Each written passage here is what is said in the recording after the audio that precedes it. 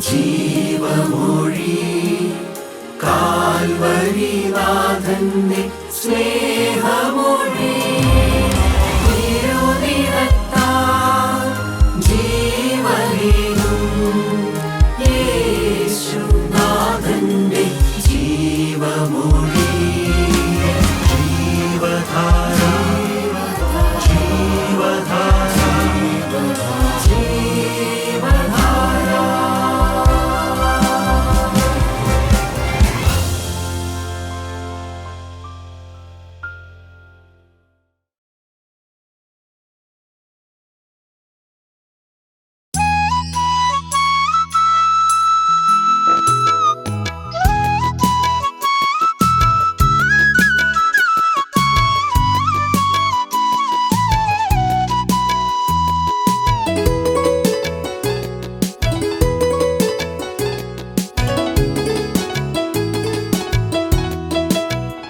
വേഗം വരുമെന്നുരച്ച പ്രാണനാഥൻ വേഗം വന്നിടുമേ.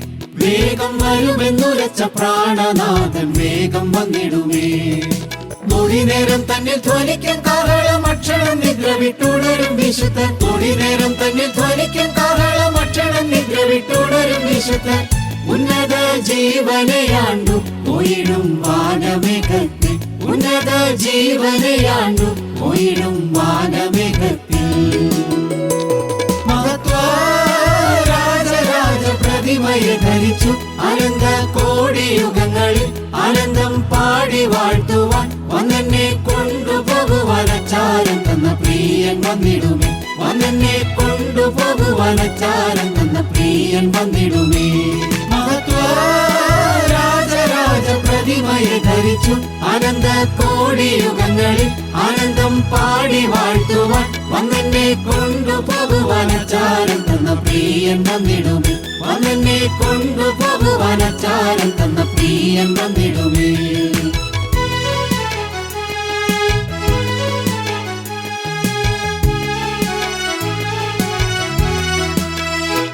അന്ത്യനാൾ സമീപിക്കും വിശ്വാസത്യാഗം സംഭവിക്കും.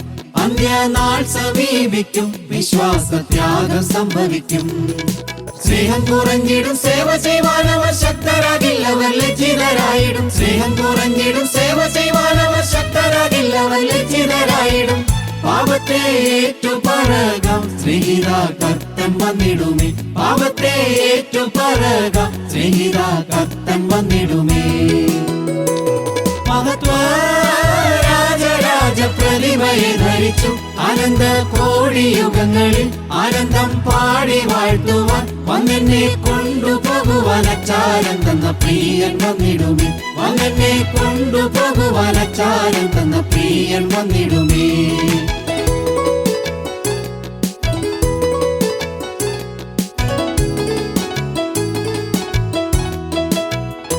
താരൻ തുടയ്ക്കും നമ്മുടെ കണ്ണുകളിൽ നിന്നു കണ്ണുനീർ തുള്ളികളെ. താരൻ തുടയ്ക്കും നമ്മുടെ കണ്ണുകളിൽ നിന്നു കണ്ണുനീർ തുള്ളികളെ.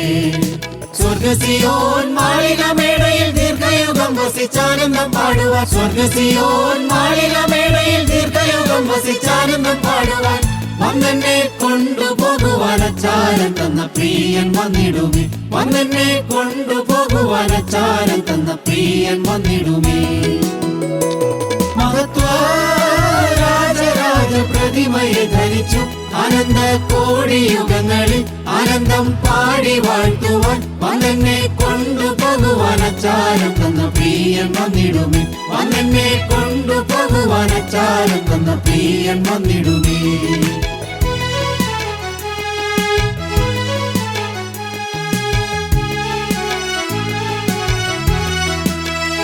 തങ്കത്തെരുവിധി കണ്ടാനന്ദിപ്പാൻ കൊതിക്കുന്നെന്നുള്ളം. തങ്കത്തെരുവിധി കണ്ടാനന്ദിപ്പാൻ കൊതിക്കുന്നെന്നുള്ളം. മുമ്മുതു ഗോപുരം ദിക്കുനാലിങ്കലും മധ്യത്തിൽ മന്ദിരം സർവരത്നങ്ങളാൽ. മുമ്മുതു ഗോപുരം ദിക്കുനാലിങ്കലും മധ്യത്തിൽ മന്ദിരം സർവരത്നങ്ങളാൽ. ദീർഘയുഗായുഗങ്ങളാൽ വാണിടാം പ്രിയനുമായതിൽ. ദീർഘയുഗായുഗങ്ങളാൽ വാണിടാം പ്രിയനുമായതിൽ. മഹത്വ രാജരാജ പ്രതിമയെ ധരിച്ചു. ആനന്ദ കോടിയുഗങ്ങളിൽ ആനന്ദം പാടി വാഴ്ത്തുവാൻ വന്നെന്നെ കൊണ്ടുപോകുവാൻ അച്ചാരം തന്ന പ്രിയൻ വന്നിടുമേ. വന്നെന്നെ കൊണ്ടുപോകുവാൻ അച്ചാരം തന്ന പ്രിയൻ വന്നിടുമേ. മഹത്വ രാജരാജ പ്രതിമയെ ധരിച്ചു. ആനന്ദ കോടിയുഗങ്ങളിൽ ആനന്ദം പാടി വാഴ്ത്തുവാൻ വന്നെന്നെ കൊണ്ടുപോകുവാൻ അച്ചാരം തന്ന പ്രിയൻ വന്നിടുമേ. വന്നെന്നെ കൊണ്ടുപോകുവാൻ അച്ചാരം തന്ന പ്രിയൻ വന്നിടുമേ. വന്നെന്നെ കൊണ്ടുപോകുവാൻ അച്ചാരം തന്ന പ്രിയൻ വന്നിടുമേ. വന്നെന്നെ കൊണ്ടുപോകുവാൻ അച്ചാരം തന്ന പ്രിയൻ വന്നിടുമേ.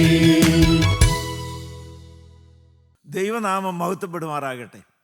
കർത്താവായ യേശുക്രിസ്തുവിൻ്റെ പരിശുദ്ധമായ നാമത്തിൽ തിരുവചനം കേൾക്കുന്ന നിങ്ങൾക്കെല്ലാവർക്കും എൻ്റെ വിനീതമായ സ്നേഹവന്ദനം. റോമർക്ക് എഴുതിയ ലേഖനം 7-ാം അധ്യായത്തിൽ നിന്നാണ് ചില കാര്യങ്ങൾ നാം കഴിഞ്ഞ പ്രാവശ്യം ചിന്തിച്ചതും ധ്യാനിച്ചതും. റോമർ 7-ലെ ദ്വിമുഖ മനുഷ്യ ദർശനം. ഒരു വ്യക്തിയിൽ തന്നെ കാണുന്ന രണ്ട് വൈരുദ്ധ്യ സ്വഭാവങ്ങൾ, ഒരു വ്യക്തിയിൽ തന്നെ കാണുന്ന രണ്ട് പ്രകൃതികൾ, ഒരു വിശ്വാസിയുടെ രണ്ട് മുഖങ്ങൾ. മനുഷ്യനിൽ ഒരു ആന്തരിക സംഘടന നടക്കുന്നുണ്ട്. വാസ്തവത്തിൽ മനുഷ്യന്റെ അകം ഒരു യുദ്ധഭൂമിയാണ്, ഒരു ആന്തരിക സംഘർഷ രംഗമാണ്. പ്രത്യേകിച്ചും ജീവിതം കർത്താവിന് വേണ്ടി വേർതിരിക്കണമെന്ന് ആഗ്രഹിച്ച് മാനസാന്തരപ്പെടുവാൻ വേണ്ടി കൊതിയോടെ മുന്നോട്ട് പോകുന്ന ആത്മാർത്ഥതയുള്ള ദൈവവൈതലിന് ഈ സംഘടനം വളരെ വ്യക്തമായി മനസ്സിലാകും. ദൈവത്തിന് സ്തോത്രം. ഓരോ വ്യക്തിയിലും ഞാൻ പറഞ്ഞു, ഒരു തെമ്മാടിയുമുണ്ട്, ഒരു മാന്യനുമുണ്ട്, ഒരു നന്മയുമുണ്ട്, ഒരു തിന്മയുമുണ്ട്. പാപത്തിൻ്റെ പ്രകൃതിയുണ്ട്, ദൈവികമായിരിക്കുന്ന പ്രകൃതിയുണ്ട്. ദൈവമക്കളെ, നന്മയെ വളർത്തി തിന്മയെ സംഹരിക്കലാണ് നമ്മുടെ ദൗത്യം. നാം ചിന്തിച്ചു തുടങ്ങിയത് എന്താണ്? റോമർ 7-ാം അധ്യായത്തിലെ ദ്വിമുഖ ദർശനങ്ങൾ, വൈരുദ്ധ്യമായ സ്വഭാവങ്ങൾ, രണ്ട് തരത്തിലുള്ളതായിരിക്കുന്ന പ്രകൃതികൾ, ഒരു വിശ്വാസിയുടെ തന്നെ രണ്ട് മുഖങ്ങൾ. കഴിഞ്ഞ വചനശുശ്രൂഷയിൽ നാം 3 കാര്യങ്ങൾ ധ്യാനിക്കുകയുണ്ടായി. ഒന്ന് ജഡീകൻ, രണ്ട് ആത്മീയൻ. ഒരു വ്യക്തിയിൽ തന്നെ കാണുന്ന രണ്ട് സ്വഭാവങ്ങളാണ്. അവനിൽ തന്നെ ജഡീക പ്രകൃതിയുണ്ട്, ആത്മീയ പ്രകൃതിയുണ്ട്. നാം വിശദമായി ചിന്തിക്കുകയുണ്ടായി. രണ്ടാമത്തേത് രണ്ട് വിധ ജ്ഞാനികൾ, ദ ഡിവൈഡഡ് സെൽഫ്, ആത്മവൈരുദ്ധ്യം. എന്താണ് നാം ചിന്തിച്ചത്? നന്മ ചെയ്യുവാൻ ആഗ്രഹിക്കുന്ന ഒരു ഞാൻ, തിന്മ ചെയ്തു പോകുന്ന ഒരു ഞാൻ, ഒരു വ്യക്തി തന്നെയാണ്. നന്മ ചെയ്യുവാൻ എനിക്ക് ആഗ്രഹമുണ്ട്, ഞാൻ ചെയ്യുന്നതോ തിന്മയാകുന്നു. രണ്ട് വിധ സ്വയങ്ങൾ. മൂന്നാമത്തെ കാര്യം നാം ചിന്തിക്കുകയുണ്ടായി, ദൈവത്തിൻ്റെ പ്രമാണവും പാപത്തിൻ്റെ പ്രമാണവും. ദൈവത്തിൻ്റെ പ്രമാണം എന്താണ്? അനുശാസിക്കുന്നതും നാം ആഗ്രഹിക്കുന്നതും ദൈവം സന്തോഷിക്കുന്നൊരു ജീവിതം നയിക്കണം.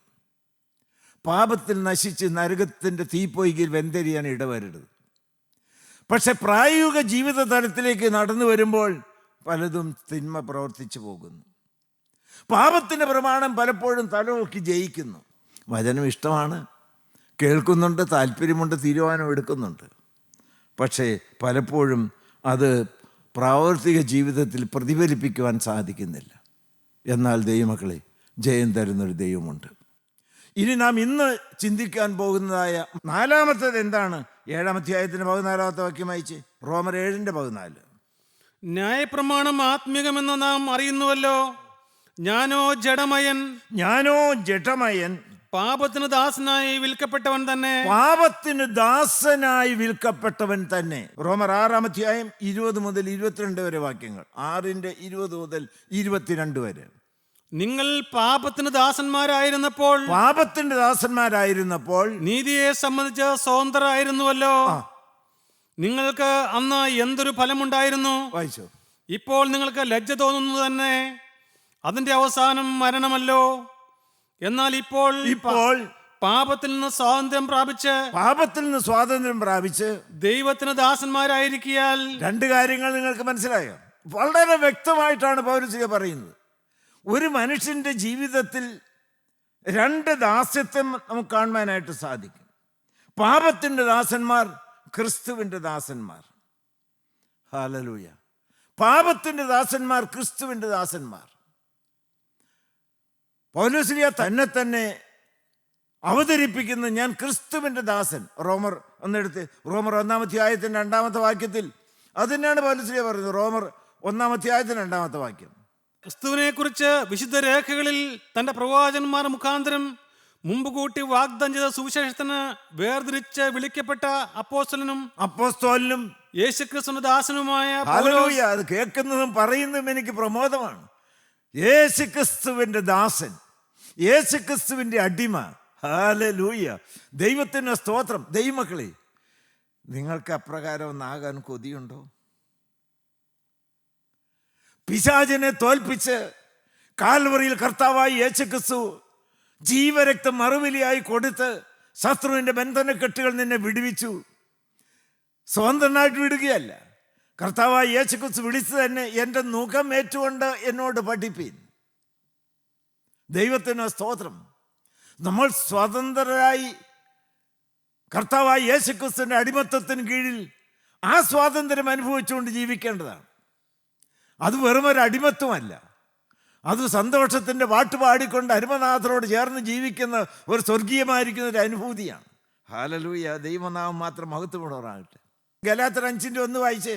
സ്വാതന്ത്ര്യത്തിനായിട്ട് ക്രിസ്തു നമ്മെ സ്വതന്ത്രരാക്കി. സ്വാതന്ത്ര്യത്തിനായിട്ട് ക്രിസ്തു നമ്മെ സ്വതന്ത്രരാക്കി.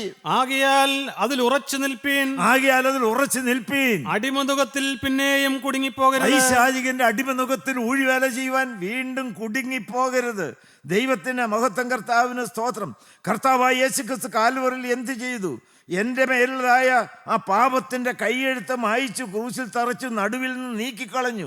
വാഴ്ചകളെയും അധികാരങ്ങളെയും ആയുധവർഗം വെപ്പിച്ചിട്ട് ക്രൂശിൽ അവരുടെ മേൽ ജയോത്സവം കൊണ്ടാടി അവരെ പരസ്യ കാഴ്ചയാക്കി നിർത്തി. എനിക്കുള്ള ധൈര്യം എന്താണെന്നറിയാമോ?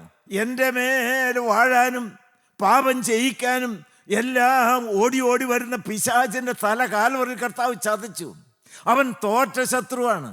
എൻ്റെ കർത്താവിൻ്റെ പേരെന്നാണെന്നറിയാമോ? അവൻ പരാജയമറിയാത്ത യൂദയുടെ സിംഹമാണ്. ഹല്ലേലൂയ. നന്ദിയോടെ സ്തോത്രം.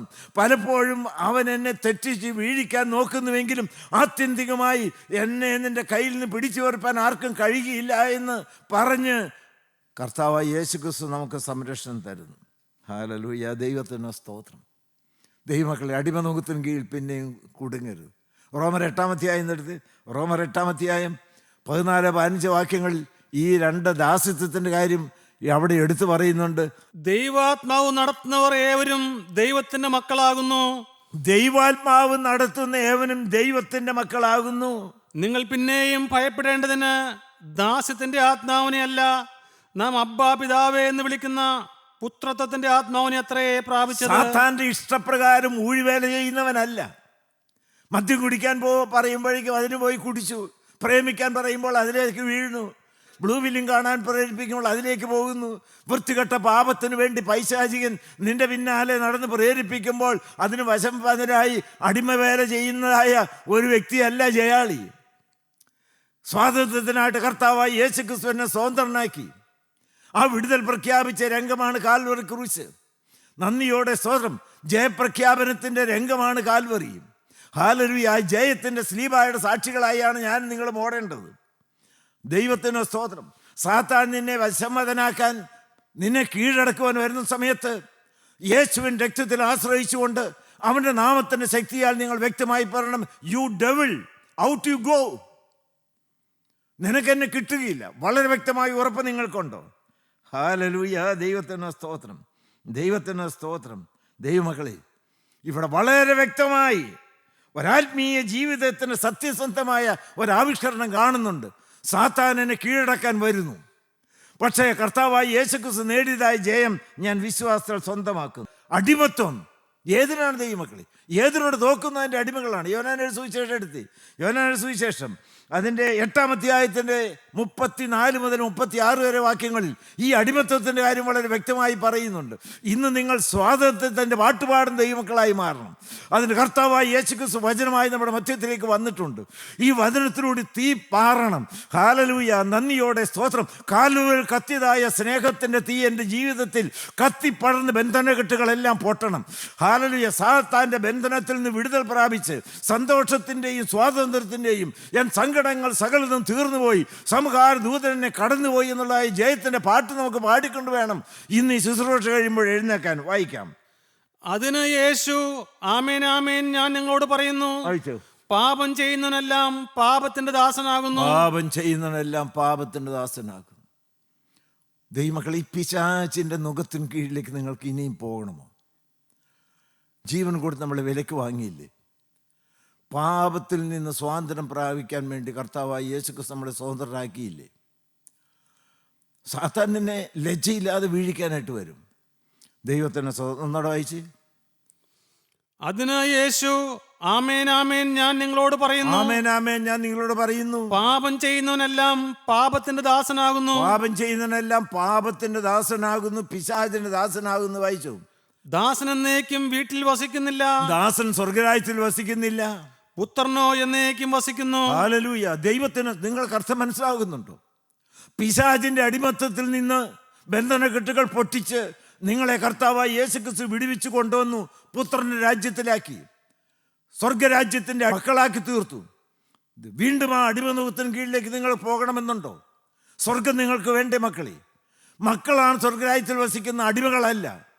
അടിമകൾ, അവർക്ക് അവകാശമില്ല വസ്തുവിന്. 2 പത്രോസ് 2-ാം അധ്യായത്തിന്റെ 19-ാമത്തെ വാക്യം വായിച്ച്. 2 പത്രോസ് 2-ാം അധ്യായത്തിന്റെ 19-ാമത്തെ വാക്യം. തങ്ങൾ തന്നെ നാശത്തിന്റെ അടിമകളായിരിക്കെ, നാശത്തിന്റെ അടിമകളായിരിക്കെ മറ്റവർക്കും സ്വാതന്ത്ര്യത്തെ വാഗ്ദത്തം ചെയ്യുന്നു. ദൈവത്തിന് സ്തോത്രം. ദൈവമക്കളെ, നാശത്തിന്റെ അടിമകളാണ് ജീവിതയാത്രക്കാരെ കാലടികൾ എങ്ങോട്ട്? ഇപ്പോൾ ബന്ധനകെട്ടുകൾ പൊട്ടുന്നൊരു സമയമായി മാറട്ടെ. ദൈവത്തിന് സ്തോത്രം. അമിക്കയറുകളുടെ സകല ശക്തിയും തകരട്ടെ. നിങ്ങൾ സ്വാതന്ത്ര്യം പ്രാപിക്കട്ടെ. നിങ്ങൾ അതിന് വേറെ എങ്ങും പോകണ്ട. ക്രൂശിൻ ചോട്ടിലേക്കൊന്ന് വന്നി, രക്തം ആർന്നടിക്കുന്ന ആ ക്രൂശിൻ ചോട്ടിലേക്ക്. ആ രക്തം തീയാണ്. Hallelujah, hallelujah. ഏത് ബന്ധനമുള്ള ദൈവമക്കൾക്കും കടന്നു വരാം. ഏത് വൃത്തികെട്ട പാപത്തിൻ്റെ ചങ്ങലയിൽ കുടുങ്ങി കിടക്കുന്ന ദൈവമക്കൾക്ക് കടന്നു വരാം. ഒരിക്കലും ജയം കിട്ടാതെ വലയുന്ന ദൈവമക്കൾക്കും ഇപ്പോൾ ക്രൂശിൻ ചോട്ടിലേക്ക് കടന്നു വരാം. അവിടെ ജയത്തിൻ്റെ തീ ആളിക്കത്തി പടരുന്നുണ്ട്. ഹല്ലേലൂയ. ജയത്തിൻ്റെ സന്തോഷം അല്പമെങ്കിലും രുചിച്ചുകൊണ്ടാണ് ഞാൻ ഈ പറയുന്നത്. പല പാപങ്ങൾ എന്നെയും കൊണ്ടേ പോകുകയുള്ളൂ എന്ന് വിചാരിച്ച് ഞാൻ നിരാശപ്പെട്ട് കരഞ്ഞിട്ടുണ്ട്. പക്ഷേ കാൽവറിയിൽ കത്തുന്ന സ്നേഹാഗ്നി എന്നെ ക്രൂശിൻ ചോട്ടിലേക്ക് മാടി വിളിച്ചു. ആ ചങ്ക് പൊട്ടി ഒഴുകുന്ന തങ്കച്ചോര എൻ്റെ ജീവിതത്തെ തൊട്ടുണർത്തി. നന്ദിയോടെ സ്തോത്രം. തിരിഞ്ഞു നിന്ന് നല്ല സുബോധത്തോടെ കാൽവറിയിലെ ശക്തിയാൽ, സാത്താനെ നിന്നെ എനിക്ക് വേണ്ട, നിന്റെ സുഖം എനിക്ക് വേണ്ട, നിന്റെ പാപത്തിൻ്റെ രസം എനിക്ക് വേണ്ട, മദ്യത്തിൻ്റെയും ലൈംഗികമായിരിക്കുന്ന ആസക്തികളുടെയും സുഖഭോഗത്തിൻ്റെയും മാധുര്യമൊന്നും എനിക്ക് വേണ്ട, കാൽവർക്കുറിച്ചിൽ നിന്നെ എനിക്ക് മതിയെന്ന് അനുഭവത്തോട് ചേർത്ത് വളരെ വ്യക്തമായൊരു വിശ്വാസ പ്രഖ്യാപനം നടത്തുവാൻ ദൈവം പാപിയായി എനിക്ക് കൃപ തന്നു. ഹല്ലേലൂയ. നന്ദിയോടെ നന്ദിയോടെ സ്തോത്രം. ആ ക്രൂശിനെ നോക്കിക്കൊണ്ട് ജയത്തിൻ്റെ ശബ്ദം നിങ്ങളെ അറിയിക്കുകയാണ്. ഒരു ജയജീവിതം സാധ്യമാണ്. എൻ്റെ ശക്തി കൊണ്ടല്ല ഞാൻ അടിമത്തത്തിൽ നിന്ന് സ്വാതന്ത്ര്യം പ്രാപിച്ചത്. അത് ജയം നേടിയ കാൽവറിയിലെ ശക്തി കൊണ്ടാണ്. ഹല്ലേലൂയ. നന്ദിയോടെ നന്ദിയോടെ സ്തോത്രം. ദൈവത്തിന് മഹത്വം. നിങ്ങൾക്കിന്ന് ജയം വേണ്ടേ? കർത്താവായ യേശുക്രിസ്തു ജയം തരും. 4-ാമത്തെ കാര്യം എന്താണ് പറഞ്ഞത്? ദൈവത്തിന് സ്തോത്രം. 1-ാമത്തെ കാര്യം ജഡീകൻ, ആത്മീയൻ. ഒരു വ്യക്തിയിൽ തന്നെ കാണുന്ന വൈരുദ്ധ്യ സ്വഭാവങ്ങൾ. 2 വിധ ഞാനുകൾ. ഞാൻ ആഗ്രഹിക്കുന്ന നന്മയല്ല, വെറുക്കുന്ന തിന്മ ചെയ്യുന്നു. 3-ാമത്തെ കാര്യം ദൈവത്തിൻ്റെ പ്രമാണം, പാപത്തിൻ്റെ പ്രമാണം. 4-ാമത്തെ കാര്യം നാം എന്താണ് ചിന്തിച്ചത്? പാപത്തിൻ്റെ ദാസൻ, ക്രിസ്തുവിൻ്റെ ദാസൻ. ദൈവത്തിന് സ്തോത്രം. 5-ാമത്തെ കാര്യം എന്താണ്? 7-ാം അധ്യായത്തിൻ്റെ 24-25 വാക്യങ്ങൾ. 7-ാം അധ്യായത്തിൻ്റെ 24-25 വാക്യങ്ങൾ. അയ്യോ ഞാൻ അരിഷ്ട മനുഷ്യൻ, അയ്യോ ഞാൻ അരിഷ്ട മനുഷ്യൻ, ഈ മരണത്തിന് അധീനമായ ശരീരത്തിൽ നിന്ന് എന്നെ ആർ വിടുവിക്കും? ഈ മരണത്തിന് അധീനമായ ശരീരത്തിൽ നിന്ന് എന്നെ ആര് വിടുവിക്കും? 25-ാമത്തെ വാക്യം. നമ്മുടെ കർത്താവായ യേശു ക്രിസ്തു മുഖാന്തരം. ഹല്ലേലൂയ. നമ്മുടെ കർത്താവായ യേശു ക്രിസ്തു മുഖാന്തരം. ഹല്ലേലൂയ. അതിനോട് ചേർത്ത് ഒരു വാക്യം കൊണ്ട് വായിച്ച് 1 കൊരിന്ത്യർ 5-ാം 17 ഇവിടെ നാം കാണുന്നത് 2 വിധത്തിലുള്ളതായ കരച്ചിലിൻ്റെ ശബ്ദമാണ്. 2 വിധത്തിലുള്ളതായ കരച്ചിലിൻ്റെ ശബ്ദം വായിച്ചേ. നമ്മുടെ കർത്താവായ യേശു ക്രിസ്തു മുഖാന്തരം നമുക്ക് ജയം നൽകുന്ന ദൈവത്തിന് സ്തോത്രം. നമ്മുടെ കർത്താവായ യേശു ക്രിസ്തു മുഖാന്തരം ജയം നൽകുന്ന ദൈവത്തിന് സ്തോത്രം. ആദ്യം നാം എന്താണ് കരച്ചിലിന്റെ ശബ്ദം കേട്ടത്? അയ്യോ, ഞാൻ അരിഷ്ടമനുഷ്യൻ, ഈ മരണത്തിന് അധീനമായ ശരീരത്തിൽ നിന്ന് എന്നെ ആര് വിടുവിക്കും? വേദനയുടെ കരച്ചിലാണ്. വിടുതലിന് വേണ്ടിയുള്ള ഉള്ളം തൊട്ടുള്ളതായ കരച്ചിലാണ്. ചങ്ക് പൊട്ടിയുള്ളതായിരിക്കുന്ന കരച്ചിലാണ്. ആഗ്രഹിക്കുന്ന നന്മ ചെയ്യാതെ വെറുക്കുന്ന തിന്മ ചെയ്തുകൊണ്ട് പൈശാചികൻ കൈകൊട്ടി എൻ്റെ ജീവിതത്തെ കണ്ട് ചിരിക്കുന്നതായ ലജ്ജാകരമായിരിക്കുന്നതായ അവസ്ഥയിൽ തോറ്റുകിടന്നതായ ആ വ്യക്തിയിൽ നിന്ന് ഉയർന്നതായ ദീനരോധനം. അയ്യോ, ഞാൻ അരിഷ്ട മനുഷ്യൻ. എന്നാൽ കാൽവറിയിൽ കർത്താവായ യേശു ക്രിസ്തു നേടിത്തന്നതായ പാപത്തിൻ്റെ മേലും നിത്യശിക്ഷയിന്മേലുമുള്ളതായ ജയത്തിൻ്റെ അനുഭവത്തിൻ്റെ മാധുര്യം രുചിച്ചുകൊണ്ട് പൗലോസ്ലീഹ ഇപ്രകാരം പറഞ്ഞു: കർത്താവായ യേശു ക്രിസ്തു മുഖാന്തരം ജയം നൽകുന്ന ദൈവത്തിന് സ്തോത്രം. ഹല്ലേലൂയ. ഇതാണ് ഒരു ദൈവവൈതലിൻ്റെ ജയത്തിൻ്റെ പാട്ട്. ദൈവമക്കളി, റോമൻ ഗവൺമെൻറ്റിൻ്റെ സ്ഥാനത്ത്, റോമൻ ഗവൺമെൻറ് ആധിപത്യം ഉണ്ടായിരുന്ന കാലത്ത് നടന്ന ഒരു ശിക്ഷാവിധി പ്രകാരമാണ് പൗലോസ്ലീഹ ഈ ഭാഗം പറയുന്നത്. ഒരു വ്യക്തി മറ്റൊരു വ്യക്തിയെ കൊന്നു. എ എന്ന് പറയുന്ന ഒരു വ്യക്തി ബി എന്ന് പറയുന്ന ഒരു വ്യക്തിയെ കൊന്നു. ചത്തത് ബി ആണ്. അതിനിവിടെ പൗലോസ്ലീഹ പറഞ്ഞത് മരണത്തിന് അധീനമായ ശരീരം, മരിച്ചുപോയ ശരീരം. ദൈവത്തിന് സ്തോത്രം. എ ആണ് കൊന്നത്. മറ്റ് ബി എന്ന് പറയുന്നത് ചത്തുപോയ ശരീരം, ചത്തുപോയി, കൊന്നതാ.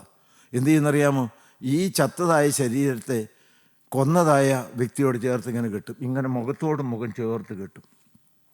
അവൻ്റെ വായും കൊന്നവൻ്റെ വായും, അവൻ്റെ ചങ്കും കൊന്നവൻ്റെ ചങ്കും ഇങ്ങനെ കെട്ടും. നീ എവിടെ വേണേലും പൊക്കോളാൻ പറയും, എവിടെ വേണേലും പൊക്കോളാൻ പറയും. 1 ദിവസം കഴിഞ്ഞ്, 2 ദിവസം കഴിഞ്ഞു, 3 ദിവസം കഴിഞ്ഞ് ചീഞ്ഞു തുടങ്ങി. വായിൽ നിന്ന് ഞൊളയൊക്കെ ഈ ചത്തവൻ്റെ ശരീരത്തിൽ നിന്ന് വരും. അത് മറ്റവൻ്റെ വായ്ക്കകത്തേക്കാണ്. ഒരുമാതിരി വെളുത്ത പുഴു ഈ ശരീരത്തെ മുഴുവനായിട്ട് അരിച്ചിറങ്ങുന്നുണ്ട്. അത് മറ്റവനെയും ശരീരത്തിലേക്കും കയറി തിന്നുകയാണ്. എന്തൊരു ദുർഗന്ധം! കേൾക്കുമ്പോൾ തന്നെ നിങ്ങളുടെ മനം മറിയുന്നില്ലേ? ദൈവമക്കളെ, ചിലപ്പോഴെങ്കിലും ആ റോമൻ തെരുവീതിയിൽ ചില കുറ്റവാളികൾ കൊടുക്കുന്ന ശിക്ഷയാണത്. അങ്ങ് ദൂരേന്ന് പോലും കരച്ചിലിൻ്റെ ഒരു ഏങ്ങലടി ശബ്ദം കേൾക്കാം. ഈ മരണത്തിന് അധീനമായി ചീഞ്ഞ് കിടക്കുന്ന ശരീരത്തിൽ നിന്ന് കെട്ടഴിച്ച് എന്നെ ഒന്ന് വിടുവിക്കാമോ? മറ്റേ മനുഷ്യൻ ഇങ്ങനെ വരിഞ്ഞം കെട്ടിയേക്കാണ്. ചീഞ്ഞ് ദ്രവിച്ച് പുഴുവരിച്ച് ചലമിറങ്ങി തുടങ്ങി. എന്ത് വലിയ കൊതിയായിരിക്കും! എന്നെ വേണമെങ്കിൽ തൂക്കിക്കൊന്നു, കത്തിച്ചു കളഞ്ഞു, എന്നാലും വേണ്ടില്ല, ഈ ദുഷ്ടമായിരിക്കുന്ന അനുഭവത്തിൽ നിന്ന് എന്നെ ഒന്ന് വിടുവിക്കാമോ? ദൈവമക്കൾ, എന്തുള്ളം തൊട്ടുള്ള കരച്ചിലാണ്! ഈ മരണത്തിന് അധീനമായ ശരീരം തന്നെ ആര് വിടുവിക്കും? ദൈവമക്കളെ, ഞാൻ എന്തിനാണ് ഇത്ര നഗ്നമായി അത് വിവരിച്ചതെന്നറിയാമോ? വൃത്തികെട്ട പിശാചിനോട് ചേർന്നുള്ള ജീവിതം ഇതിനേക്കാൾ മലീമസമാണ്. പാപത്തിൻ്റെ ദുർഗന്ധം അവസാനിച്ചെന്ന് നരകത്തിയിൽ കത്തി എരിയുന്നായ രംഗം ഇത് നിങ്ങൾ കണ്ടുകൊണ്ട് വേദനയോടെയാണ് പാവപ്പെട്ട അടിയനും ക്രൂശിലെ സ്നേഹം വ്യാപരിച്ച് കിട്ടിയതുകൊണ്ട് നിങ്ങളോട് പറയുന്നത്. മക്കളെ, അതിൽ നിന്നൊരു വിടുതല വേണ്ടേ? ഈ ലോകത്തിലും വേദനയുമാണ്, ഈ ലോകത്തിൽ കണ്ണുനീരാണ്, ഈ ലോകം നരകതുല്യമായിരിക്കുന്ന കുടുംബാന്തരീക്ഷമാണ്. ഹല്ലേലൂയ. സാത്താൻ ചിരിക്കുന്നതായ ഒരു ജീവിതം അത് വേണ്ട. നിങ്ങൾക്ക് ഈ നിമിഷം ഒന്ന് വെക്കാമോ? പാപത്തോടെ അറപ്പും വെറുപ്പും നിങ്ങൾക്ക് വേണ്ടേ? പൈശാചികൻ അവൻ അറിയിക്കുന്ന അവജ്ഞയോടെ നിങ്ങൾക്കൊന്ന് തള്ളി പറയാമോ? നിങ്ങൾക്ക് വേറെ ഒന്നും ചെയ്യാൻ സാധ്യമല്ല. നിങ്ങൾക്ക് ആ കെട്ട് തന്നെത്താൻ അഴിക്കാൻ സാധ്യമല്ല. ആ വ്യക്തിയുടെയും മറ്റേ വ്യക്തിയുടെയും എല്ലാം ചേർത്ത് ഇങ്ങനെ വരിഞ്ഞു കെട്ടിയിരിക്കുകയാണ്. സ്വയമായിട്ട് ഒരു തരത്തിൽ നിനക്ക് ജയം സാധ്യമല്ല. നന്ദിയോടെ സ്തോത്രം. എന്നാൽ നിങ്ങൾക്ക് എന്ത് ചെയ്യാൻ സാധിക്കും? വലത്തുഭാഗത്ത് കള്ളന് ക്രൂശിൽ നിന്ന് തന്നെ ഇറങ്ങി വരാൻ പറ്റുമോ? അവന് ഒരു കാര്യം ചെയ്യാം, കർത്താവായ യേശുക്രിസ്തുവിനോട് അപേക്ഷിക്കാം. ദൈവമക്കളെ, ഇത് പ്രസംഗം കേട്ടടിച്ചു പോകുന്നൊരു ദിവസമല്ല. കാൽവറിയിൽ നിങ്ങൾക്ക് വേണ്ടി യാഗമായി കിടക്കുന്ന, രക്തം അറിഞ്ഞൊലിച്ച് കിടക്കുന്ന ജയാളിയായിരിക്കുന്ന കർത്താവായ യേശുക്രിസ്തുവിനെ നിങ്ങളുടെ കൺമുമ്പിലേക്ക് വരച്ച് കാണിച്ച് തന്നുകൊണ്ട് പറയുകയാണ്, ആ യേശുവിലേക്ക് നിങ്ങളൊന്ന് നോക്കിക്ക്. അവൻ പരാജിതനായി മരിച്ചുപോയ ദൈവമല്ല. മരണമേ നിന്റെ ജയം എവിടെ, പാതാളമേ നിന്റെ വിഷമുള്ള എവിടെ എന്ന് ചോദിച്ച് മരണത്തെയും പാതാളത്തെയും ജയിച്ച് ജയാളിയായി ഇന്ന് നമ്മുടെ മധ്യത്തിൽ വചനമായിട്ട് ഇറങ്ങി വന്നിരിക്കുന്ന കർത്താവായി യേശു ക്രിസ്തുവിനോട് നിങ്ങളൊന്ന് ചോദിച്ച്, കർത്താവായി യേശു ക്രിസ്തു മുഖാന്തരം ജയം നൽകുന്ന ദൈവത്തിന് സ്തോത്രമെന്ന് മക്കളെ നിങ്ങൾക്ക് പറയണ്ടേ? നിങ്ങൾ അതിന് ഒറ്റ കാര്യം ചെയ്താൽ മതി. നിങ്ങൾക്ക് ജയം സ്വയമായി നേടിയെടുക്കാൻ സാധ്യമല്ല. ജയം തരുന്ന കർത്താവിന് ചോദിക്കണം, അയ്യോ ഞാൻ അരിഷ്ട മനുഷ്യൻ, ഞാൻ തന്നെ ഉണ്ടാക്കി ചങ്ങല കൊണ്ട് എന്നെ തന്നെ വരിഞ്ഞു മുറുക്കിയിരിക്കുകയാണ്, എനിക്ക് സ്വാതന്ത്ര്യമില്ല. എൻ്റെ നാവ് എൻ്റെ അധീനത്തിലല്ല, എൻ്റെ കണ്ണ് എൻ്റെ നിയന്ത്രണത്തിലല്ല, എൻ്റെ അധരങ്ങൾ എൻ്റെ നിയന്ത്രണത്തിലല്ല. Hallelujah, hallelujah. ഇന്ന് ബന്ധനക്കെട്ടുകൾ പൊട്ടുന്ന ദിവസമായി മാറണം, ഇന്ന് വിടുതലിൻ്റെ ദിവസമായി മാറണം, ഇന്ന് ആരാധന ഉയരുന്ന ദിവസമായി മാറണം. കർത്താവായ യേശുക്രിസ്തു മുഖാന്തരം ജയം നൽകുന്ന ദൈവത്തിന് സ്തോത്രമെന്ന് പാട്ടുപാടിക്കൊണ്ട് സ്തുതിയോടെ എഴുന്നേൽക്കുന്ന ദിവസമായി മാറണം. ജയക്കൊടി നിങ്ങളുടെ കൈകളിൽ തരികയാണ്. ഹല്ലേലൂയ. ആ ജയത്തിൻ്റെ സിലുവ പിടിച്ചുകൊണ്ട് മുന്നേറുന്ന ഒരു കൂട്ടം ദൈവമക്കളുടെ കൂട്ടമായി നമ്മളുടെ ഈ വചനം കേൾക്കുന്ന ദൈവമക്കളായി തീരണം. ഹല്ലേലൂയ, ദൈവത്തിന് സ്തോത്രം. രണ്ട് വിധ കരച്ചിലുകൾ: വിടുതലിന് മുമ്പുള്ളതായ ഏങ്ങലടിയുടെ കരച്ചിൽ, പരാജയത്തിൻ്റെ കരച്ചിൽ. ദൈവത്തിന് സ്തോത്രം. ഇപ്പോഴെന്താണ് ദൈവത്തിന് സ്തോത്രം. വിടുവിക്കപ്പെട്ട ദൈവത്തിൻ്റെ ജയത്തിൻ്റെ കരച്ചിൽ. Hallelujah, hallelujah, hallelujah. ദൈവത്തിന് സ്തോത്രം. ഇരുവിധ സ്വഭാവത്തിൽ ആറാമത്തെ കാര്യം എന്താണ്? 7:6 വായിച്ച്. ഇപ്പോഴോ നമ്മെ പിടിച്ചടക്കിയിരിക്കുന്ന ന്യായപ്രമാണം സംബന്ധിച്ച് മരിച്ചിരിക്കൊണ്ട് അക്ഷരത്തിന്റെ പഴക്കത്തിലല്ല ആത്മാവിന്റെ പുതുക്കത്തിൽ തന്നെ സേവിക്കേണ്ടതിന്. ആത്മാവിന്റെ പുതുക്കത്തിൽ ദൈവത്തെ സേവിക്കണം. രണ്ട് വാക്കുകൾ നിങ്ങൾ കേട്ടോ: അക്ഷരത്തിന്റെ പഴക്കവും ആത്മാവിന്റെ പുതുക്കവും. ദൈവത്തിന് സ്തോത്രം. ഹല്ലേലൂയ. അക്ഷരത്തിന്റെ പഴക്കം, ചടങ്ങിൽ മാത്രം ഒതുങ്ങി നിൽക്കുന്ന ആരാധനയുടെ പാരമ്പര്യ ക്രിസ്ത്യാനികൾ, പൊത്തുവരുത്ത ക്രിസ്ത്യാനികൾ, ഞായറാഴ്ച ക്രിസ്ത്യാനികൾ, ദുഃഖവെള്ളിയാഴ്ച ക്രിസ്ത്യാനികൾ, കുരിശുവര ക്രിസ്ത്യാനികൾ. ദൈവമക്കളെ, മറ്റേതെന്താണ്? ആത്മാവിൻ്റെ വിടുതലിൻ്റെ സന്തോഷത്തിൽ സത്യത്തിലും ആത്മാവിലും ദൈവത്തെ ആരാധിക്കുന്ന ക്രിസ്ത്യാനികൾ. ദൈവത്തിന് സ്തോത്രം. ആത്മീയമായിരിക്കുന്ന ആരാധന ഇല്ലാതെ അക്ഷരത്തിൽ മാത്രം ഒതുങ്ങി നിൽക്കുന്ന ആത്മീയത. ന്യായപ്രമാണത്തെക്കുറിച്ച് നല്ല വ്യക്തമായ അറിവുണ്ട്, പക്ഷേ അനുഭവമില്ല. അറിവൊരിക്കലും ജയം തരുന്നില്ല, അനുഭവമാണ് രുചി തരുന്നത്. ദൈവമക്കളെ, ഞങ്ങൾ കോളേജിൽ പഠിപ്പിക്കുമ്പോൾ ദി ബയോകെമിസ്ട്രി ഓഫ് ഷുഗർ പഠിപ്പിക്കണം. പഞ്ചസാരയുടെ രാസഘടന ധാരാളം പഠിപ്പിക്കാനായിട്ടുണ്ട്. ആ മധുരം എവിടെ നിന്ന് വന്നു? സൂര്യപ്രകാശത്തിലെ എനർജി എങ്ങനെ പഞ്ചസാരക്കകത്ത് ഒതുങ്ങിക്കൂടി? ഞാൻ അതിൻ്റെ വിശദാംശത്തിലേക്ക് പോകുന്നില്ല. അതിൻ്റെ ATP കണ്ടന്റ് എങ്ങനെയാണ്? ഇതെല്ലാം പഠിപ്പിക്കണം. 100 കണക്കിന് നോട്ട് കൊടുക്കാൻ തക്കവണ്ണം വിശദമായി പഞ്ചസാരയെക്കുറിച്ച് പഠിപ്പിച്ചാലും ആ നോട്ടുകളും ആ ടെക്സ്റ്റ് ബുക്കുകളും മുഴുവൻ വായിച്ച് മനസ്സിലാക്കിയാലും അതിൻ്റെ താളുകൾ നക്കിയാലും മധുരം കിട്ടുകയില്ല.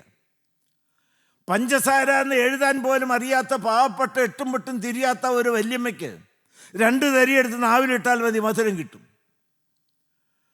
പരിജ്ഞാനമല്ല, അനുഭവമാണ് സമ്പത്ത്.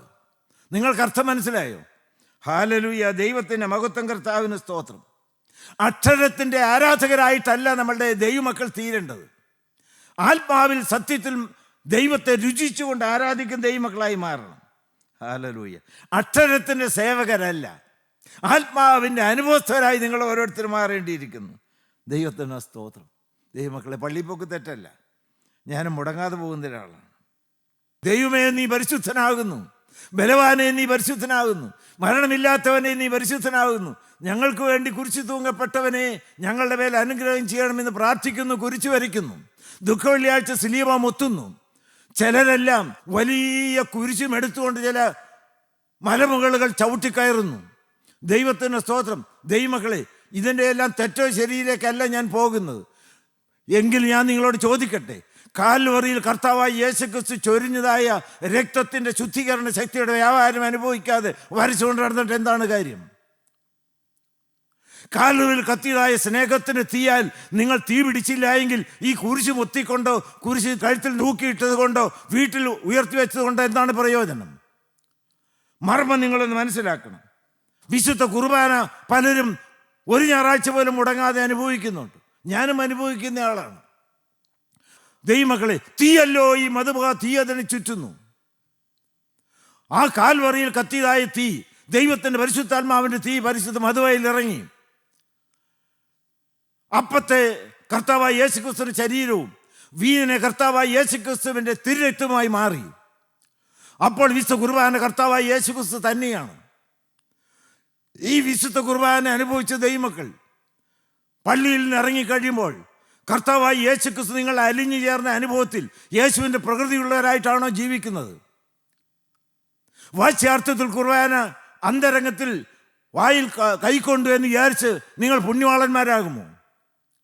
കർത്താവായ യേശുക്രിസ്തുവിൻ്റെ ദിവ്യശക്തി നിങ്ങളുടെ ജീവിതത്തിൽ വ്യാപരിച്ച് ജഡീകരായിരിക്കും നിങ്ങളെ ആത്മീയരാക്കണ്ടേ? ഓരോ കോശത്തിൽ കൂടിയും കർത്താവായ യേശുക്രിസ്തുവിൻ്റെ ജീവൻ്റെ ചൈതന്യം തുടിക്കണ്ടേ? യേശുക്രിസ്തുവിൻ്റെ ദിവ്യ സ്വഭാവത്തിൻ്റെ പങ്കാളികളായി മാറണ്ടേ? ഈ മർമ്മം നിങ്ങളൊന്ന് മനസ്സിലാക്കുക ദൈവമക്കളെ. ചടങ്ങിൻ്റെ പിന്നാലെ പോയി നശിക്കല്ലേ ദൈവമക്കളെ. നിങ്ങൾ വാച്യാർത്ഥത്തിൽ കാൽവരി മല വരെ പോയി അവിടെ മുട്ടുകുത്തിയെന്ന് വിചാരിച്ച് ആ കാലുകൾ സ്വർഗരാജ്യം ചവിട്ടണമെന്നില്ല. നിന്റെ ജീവിതത്തിലാണ് മാറ്റം വരേണ്ടത്. റോമർക്ക് ലേഖനം 6-ാം അധ്യായം നിർത്തി നിങ്ങൾ വാസ്തവത്തിൽ സ്നാനത്തിൻ്റെ മർമ്മം മനസ്സിലാക്കി അനുഭവസ്ഥരായി തീർന്നിട്ടുണ്ടോ? 6-ാം അധ്യായത്തിൻ്റെ 3 വാക്യം ഒന്ന് വായിച്ച്. അല്ല, യേശുക്രിസ്തുവിനോട് ചേരുവാൻ സ്നാനമേറ്റവരായ നാം എല്ലാവരും. കർത്താവായ യേശുക്രിസ്തുവിനോട് ചേരുവാനുള്ളതായ ആ ഒരു കൂദാശിയാണ് സ്നാനം. വായിച്ചു. അവന്റെ മരണത്തിൽ പങ്കാളികളാകുവാൻ സ്നാനമേറ്റിരിക്കുന്നു എന്ന് നിങ്ങൾ അറിയുന്നില്ലയോ? അവന്റെ മരണത്തിൽ പങ്കാളികളാകുന്നതാണ് സ്നാനം. അടുത്ത വാക്യം. അങ്ങനെ നാം അവന്റെ മരണത്തിൽ പങ്കാളികളായി തീർന്ന സ്നാനത്താൽ അവനോടുകൂടെ കുഴിച്ചിടപ്പെട്ടു. ക്രിസ്തു മരിച്ചിട്ട് പിതാവിന്റെ മഹിമയാൽ ജീവിച്ചെഴുന്നേറ്റതുപോലെ നാമും ജീവന്റെ പുതുക്കത്തിൽ നടക്കേണ്ടതിന് തന്നെ. നിങ്ങളൊന്ന് വ്യക്തമായി കണ്ണു തുറന്ന് നോക്കിക്കൊണ്ടെന്ന് കേട്ടെ. ദൈവത്തിന്റെ സ്തോത്രം. നിങ്ങൾ സ്നാനം എടുത്തവരല്ലേ? ഒന്നോടെ പോയി മുങ്ങണമെന്നല്ല നിങ്ങളോട് പറഞ്ഞത്. ഒന്നാമത്തെ കാര്യം കർത്താവായ യേശുക്രിസ്തുവിനോട് ക്രൂശിക്കപ്പെട്ടു. രണ്ടാമത്തെ കർത്താവായ യേശുക്രിസ്തുവിനോട് അടക്കപ്പെട്ടു. മൂന്നാമത്തെ കാര്യം കർത്താവിനോ യേശുക്രിസ്തുവിനോട് ഈ ജീവന്റെ പുസ്തകത്തിൽ ഉയർത്തെന്നേറ്റു. ഇത് നടന്നോ നിങ്ങളുടെ ജീവിതത്തിൽ സ്നാന മുഖാന്തരമായിട്ട്? ഒരു മരണവും ഒരു അടക്കവും ഒരു ഉയർപ്പും നടന്നോ? ദൈവത്തിന് സ്തോത്രം. ദൈവമക്കൾ എന്തു പറയുന്നു? വാക്കുകളുടെ കസർത്തല്ല, ന്യായപ്രമാണമല്ല, അക്ഷരത്തിൻ്റെ പഴക്കമല്ല. ആത്മാവിൻ്റെ പുതുക്കത്തിൽ ജ്വലിക്കുന്ന ഒരു കൂട്ടം ആളുകൾ എഴുന്നേറ്റ് വരണം. ഹല്ലേലൂയ, നന്ദിയോടെ സ്തോത്രം. അതുകൊണ്ട് ദൈവമക്കളെ, ഇന്ന് ആത്മാവിൻ്റെ തീയാളായ സ്നാനത്തിന് ദിവസമായി മാറണം. കർത്താവായ യേശുക്രിസ്തുവിൻ്റെ ശക്തി നമ്മളുടെ മേൽ ധാരാളമായി ഒന്ന് വ്യാപരിക്കട്ടെ.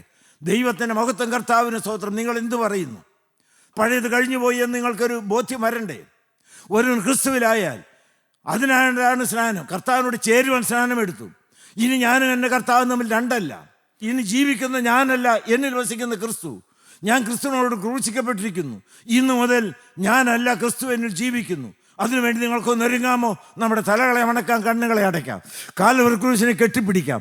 നന്ദിയോടെ സ്തോത്രം. കർത്താവേ, എന്നെ എൻ്റെ രാഗമോഹങ്ങളോട് ക്രൂശിലൊന്ന് നിർദാക്ഷിണ്യം ആ കാര്യനിപാണികൾ അടിച്ച് തൂക്കിയിടണം. കർത്താവേ, നീ എൻ്റെ ചങ്കിനകത്ത് വളരണം. എൻ്റെ ചങ്ക് നിനക്ക് വേണ്ടി ഞാൻ തുറന്നു തരികയാണ്. എൻ്റെ ചങ്കിനകത്ത് സിംഹാസനത്തിൽ രാജാവായി വാഴണം. ഇനി ജീവിക്കുന്ന ഞാനല്ല, എന്നിൽ വസിക്കുന്ന ക്രിസ്തുവാണ് എന്ന് അനുഭവത്തോട് ചേർത്ത് പറയുവാൻ തക്കോണ്ട് എൻ്റെ ജീവിതത്തിൽ പ്രകടമായൊരു മാറ്റം എനിക്ക് തരണം. കാൽവറിയിൽ ചൊരുന്നായ തങ്കച്ചോരയിൽ എന്നെ കഴുകണം. സ്വർഗരാജ്യത്തിൽ നിത്യത മണവറ കഴിക്കുവാൻ തക്കോണം എന്നെ കർത്താവെ വിശുദ്ധീകരിക്കണമേ, ശക്തീകരിക്കണമേ, ഒരു ജയജീവിതം അനുഗ്രഹിക്കണമേ. മഹത്വം തിരുമേനി മാത്രം എടുക്കണമേ. യേശു കർത്താവിൻ്റെ പരിശുദ്ധ നാമത്തിൽ അപേക്ഷിക്കുന്നു. കൃപയോടെ കേട്ട് ഉത്തരമരുളുമാറാകണമേ. ആമേൻ.